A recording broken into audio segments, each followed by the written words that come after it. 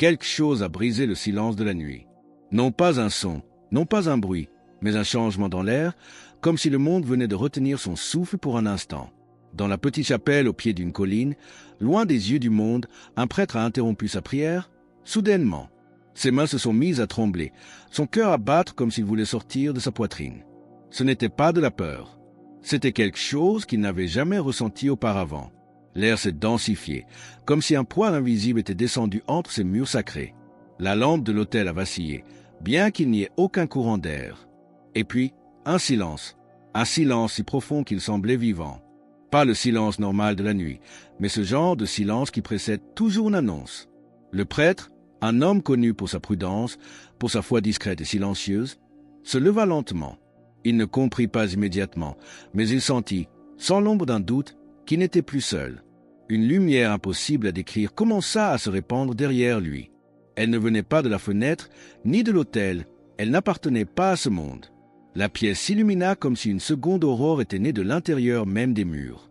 Et à cet instant, une certitude, comme une flèche, traversa son âme. Le temps de l'attente est terminé. Il n'y a plus de place pour les anticipations, les hypothèses ou les questions. À partir de cette nuit, tout ce qui avait été annoncé commence. Et seuls ceux qui sont spirituellement éveillés parviendront à le percevoir. Cet événement n'est pas une histoire lointaine. Il est le début d'un changement qui nous concerne tous. Comme petit merci de nous rejoindre aujourd'hui, nous offrons un moment de bénédiction partagée. Commentez avec le mot « foi » si vous êtes ouvert à recevoir une pensée finale spéciale dédiée à tous ceux qui participent. Et s'il vous plaît, appuyez sur « j'aime » si vous appréciez ce moment. Le prêtre, cet homme simple, s'appelle le Père Adrian. La plupart des gens ne connaissent pas son nom, et cela a toujours fait partie du plan. Il n'a jamais cherché l'attention, vivant loin des projecteurs, dans ces collines où le silence est encore un langage. Depuis des années, il portait une responsabilité qu'il n'avait jamais demandée, mais qu'il avait acceptée avec une humilité profonde. Il n'avait pas été choisi par les hommes, il avait été choisi par le ciel. Restez bien avec nous, car au fur et à mesure que notre histoire se déroule, nous découvrirons la prophétie qui a été confiée à cet homme il y a des années, la vision qu'il a reçue cette nuit, une vision qui détaille comment ce grand éveil va commencer. Car cette lumière n'était pas seulement une présence, elle portait un message qui a fait trembler le Père Adrian, non de peur, mais d'une certitude écrasante. Que lui a-t-on ordonné de faire, et pourquoi maintenant? La lumière ne s'est pas arrêtée, elle a grandi. Ce n'était pas le simple éclat d'une bougie ni l'éclairage froid d'une lampe. Elle était vivante, pulsante, comme si elle respirait au rythme de l'éternité. Les murs de la chapelle, la voûte, le sol en pierre, tout semblait se dissoudre dans cette luminosité qui ne blessait pas les yeux, mais qui traversait l'âme. Le Père Adrian tenta de se lever, peut-être pour comprendre, mais ses genoux cédèrent. Ce ne fut pas un évanouissement. Ce fut comme si une force plus grande que l'univers l'invitait ou lui ordonnait de s'agenouiller. Et à cet instant, son cœur cessa de craindre. Chaque cellule de son corps comprenait ce que son esprit n'avait pas de mots pour expliquer. Cette présence n'était pas de ce monde. Aucun son ne remplissait la pièce, et pourtant, tout parlait. C'était un silence qui avait un poids, une intention, une direction. Une brise légère, impossible dans une pièce close, caressa son visage. Elle portait un parfum indescriptible. Ce n'était ni l'encens de l'autel ni les roses du jardin, mais il contenait quelque chose des deux. C'était une paix liquide. C'était l'odeur de la maison. La lumière continua de s'étendre, non pas vers l'extérieur, mais vers lui. Elle l'enveloppa, pénétrant au-delà de ses sens, atteignant ses pensées les plus secrètes. Le Père Adrian se couvrit le visage de ses mains, non par peur, mais parce que son esprit reconnaissait enfin cette sainteté écrasante. Il n'entendit pas une voix au sens humain du terme. Il la sentit naître à l'intérieur de lui. Les mots n'étaient pas des sons, ils étaient une certitude absolue. Le temps est arrivé. Sa gorge était nouée. Il ne savait que répondre. En cet instant, il comprit ce que ces longues années d'attente lui avaient enseigné. Il ne devait pas comprendre, il devait faire confiance et écouter. Du cœur même de cette lumière, quelque chose prit alors forme. Pas un visage, pas une silhouette, mais une image, suspendue dans l'air, comme si le temps lui-même s'était transformé en une vision. C'était un calendrier, mais il n'était pas fait de papier. Il était vivant. Les dates ne s'y affichaient pas, elles pulsaient, comme si elles étaient connectées au souffle même de la terre. Le Père Adrian ne les lisait pas avec ses yeux, il les percevait. Chaque jour avait un poids différent. Certains étaient silencieux, comme de simples passages. D'autres émettaient une intensité presque insoutenable. C'était l'accomplissement des temps, ce moment précis où le plan divin entre dans sa phase active. Comme le dit l'Écriture, mais lorsque les temps ont été accomplis, Dieu a envoyé son Fils. Galates 4:4. Le prêtre sentait que c'était un tel moment. Et au centre de tout, une phrase s'imprima dans son esprit avec la force d'un sceau. Tout commence cette nuit. Ce n'était pas une promesse symbolique. C'était un ordre de marche. Les jours suivants apparurent comme des vagues, gagnant en force. Les premières étaient légères, puis devenaient plus intenses, plus urgentes. La dernière date de la vision brillait plus que toutes les autres. Lorsqu'elle fut atteinte, le père Adrian sentit que quelque chose dans le monde changerait de manière irréversible. Il comprit alors la nature de l'événement. Ce n'était pas une catastrophe. Ce n'était pas une punition. C'était une intervention. Un réveil qui allait séparer le réel du superflu, la foi de la distraction, la lumière de l'ombre. Alors que la vision s'estompait, le père Adrian comprit qu'il n'était plus un spectateur. Il était le premier témoin. Mais que lui a-t-on montré ensuite? Comment ce réveil allait-il se manifester concrètement dans un monde endormi? La vision lui montra précisément où les premiers signes apparaîtraient. Qu'a-t-il vu? Et où ce réveil commencerait-il en premier? Le père Adrian perçut avec clarté que quelque chose commencerait à bouger à l'intérieur des cœurs. Ce ne serait pas un miracle spectaculaire et extérieur, mais un lent et profond dégel intérieur. Ce dégel ne serait pas une simple émotion passagère, mais un véritable mouvement de l'esprit. Le père Adrian vit des fardeaux, que beaucoup portaient en secret depuis des années sans oser en parler à personne, commencer à se dissoudre. Il vit la guérison s'opérer sur des blessures anciennes, des culpabilités jamais confessées qui rongeaient l'âme, des douleurs qui avaient creusé des silences profonds et froids entre les membres d'une même famille, empoisonnant les relations. Soudainement, sans raison apparente ou logique, quelqu'un ressentirait le besoin puissant de pardonner. D'autres, qui avaient vécu dans la honte, trouveraient enfin le courage de demander pardon. Des disputes vieilles de plusieurs décennies, enracinées dans l'amertume, s'apaiseraient avec une seule phrase sincère. Des cœurs qui s'étaient pétrifiés dans l'orgueil, incapables de céder, commenceraient soudainement à s'attendrir. Le prêtre vit des larmes couler, non pas des larmes de désespoir, mais des larmes de libération, rompant des digues de tristesse retenues depuis trop longtemps. C'est l'accomplissement silencieux de la promesse divine. « Voici, je fais toutes choses nouvelles. » Apocalypse 21h05. Mais les signes ne s'arrêteraient pas au pardon. Ils toucheraient les mémoires. Le père Adrian a vu des guérisons de la mémoire.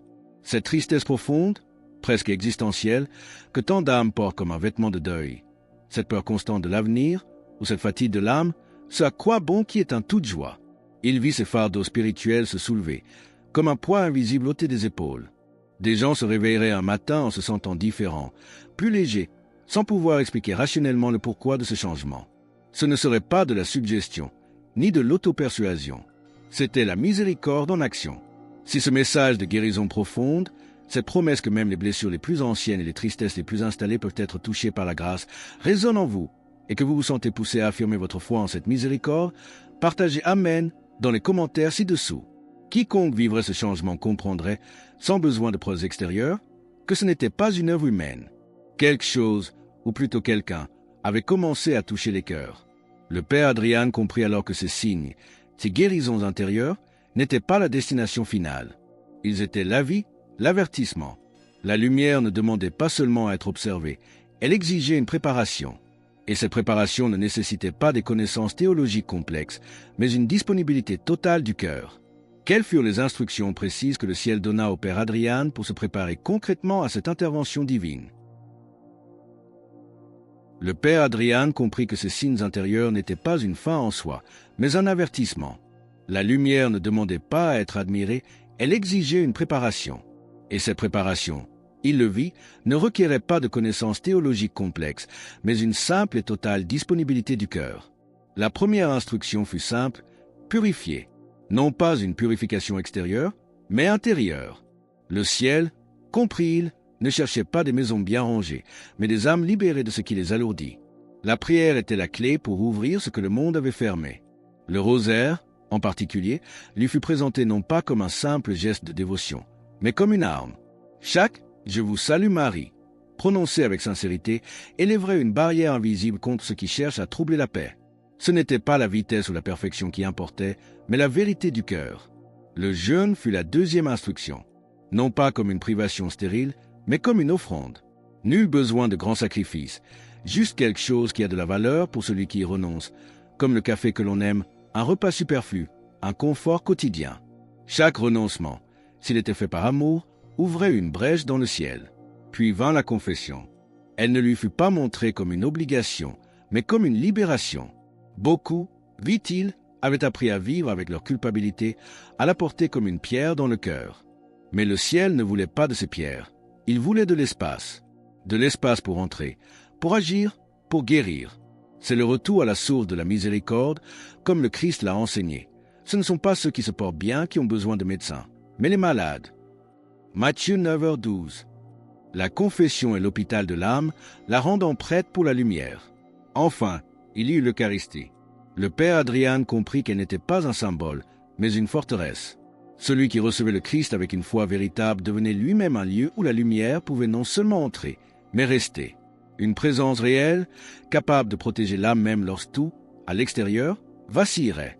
La préparation n'était donc pas un effort humain pour atteindre Dieu. C'était une ouverture. La lumière cherchait des demeures. Et chaque âme qui, par ses actes simples, dirait oui, deviendrait l'une d'entre elles. Le père Adrian avait reçu les instructions, le chemin était tracé. Il avait vu la lumière, la guérison et le chemin de la préparation.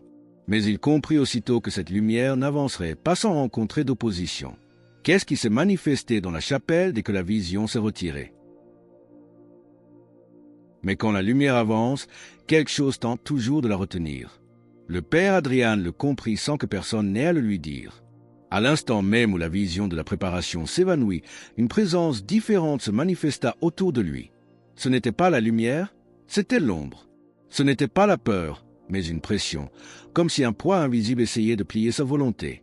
Cette présence n'est pas venue sous forme d'image terrifiante, mais sous forme de pensée. C'est dans ta tête.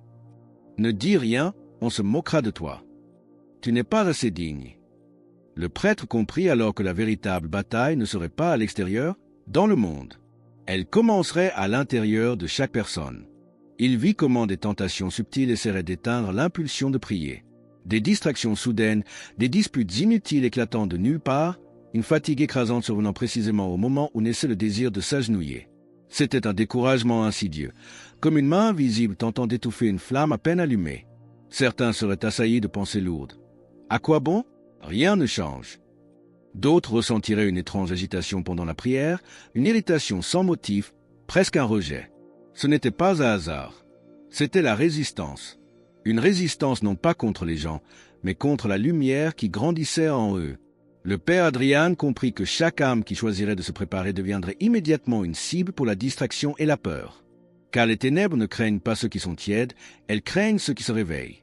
Rester éveillé dans cette bataille spirituelle nécessite du soutien et un rappel constant de notre but. C'est la mission de notre communauté. Pour rejoindre notre communauté et ne manquer aucune histoire inspirante, pensez à cliquer sur « J'aime » et à vous abonner. Mais la bataille ne se limiterait pas à cette guerre intérieure. La lumière et l'ombre n'allaient pas seulement diviser les cœurs, elles allaient diviser le monde. Le père Adrian vit alors comment les jours de ce calendrier spirituel affecteraient les nations elles-mêmes. Que se passerait-il lorsque cette lumière commencerait à ébranler les structures du pouvoir? Mais le réveil n'allait pas se limiter à la sphère personnelle. Alors que les jours de ce calendrier spirituel avançaient, le père Adrian vit, comme s'il lui était donné d'observer d'en haut, quelque chose commençait à bouger dans le monde. Il vit des nations entières entrer dans un état d'agitation inexplicable. Des lieux de pouvoir, des bureaux gouvernementaux, des institutions commencèrent à vaciller sous le poids de décisions soudaines et irrationnelles. Certains dirigeants, habitués à un contrôle total, semblaient perdre leur assurance. D'autres, à l'inverse, sentaient naître en eux une impulsion nouvelle, non plus chercher l'intérêt, mais chercher la vérité. La lumière n'agissait plus seulement dans les cœurs isolés, elle commençait à agir sur les structures mêmes de la société. Simultanément à ce réveil, une autre réalité se révéla. Tout ce qui avait été construit sur le mensonge commençait à se fissurer. Des alliances politiques secrètes, des projets occultes, des systèmes de pouvoir entièrement basés sur la peur perdaient soudainement leur force. C'était comme si la lumière, par sa simple présence, les exposait et les rendait visibles pour ce qu'ils étaient réellement. C'est alors que le père Adrian comprit la vérité finale de la vision. Ce grand changement n'était pas un événement unique, c'était une séparation. Ce n'était pas une séparation physique entre les personnes, mais une séparation spirituelle entre les choix. C'était le grand triage entre la lumière et l'obscurité, entre le réveil et l'endurcissement. C'est l'accomplissement de la parole du Christ lui-même qui a averti que la neutralité n'existerait pas. Celui qui n'est pas avec moi est contre moi, et celui qui n'assemble pas avec moi disperse. Matthieu 12h30. L'ère de la tiédeur et du compromis touchait à sa fin. Le père Adrian sentit la dernière phrase de la vision s'imprimer dans son esprit, non pas comme un ordre, mais comme une vérité inévitable. Chacun devra choisir. Ce n'était pas une menace, c'était une invitation, car le prêtre le comprit à cet instant. Lorsque la lumière se manifeste avec une telle intensité, personne ne peut rester neutre. Rester immobile, c'est déjà avoir choisi. Ignorer l'appel, c'est déjà avoir répondu. La nuit de l'attente était terminée. Le premier jour du grand réveil venait de commencer. Alors que nous concluons sur cet appel inévitable au choix, à cette grande séparation entre la lumière et l'obscurité, nous vous invitons à déclarer votre foi. Commentez « Jésus est roi ci-dessous » pour affirmer cette vérité avec nous. Et votre parcours ne doit pas s'arrêter ici. Cliquez sur la vidéo qui apparaît maintenant sur votre écran pour un autre message puissant que nous avons préparé pour vous.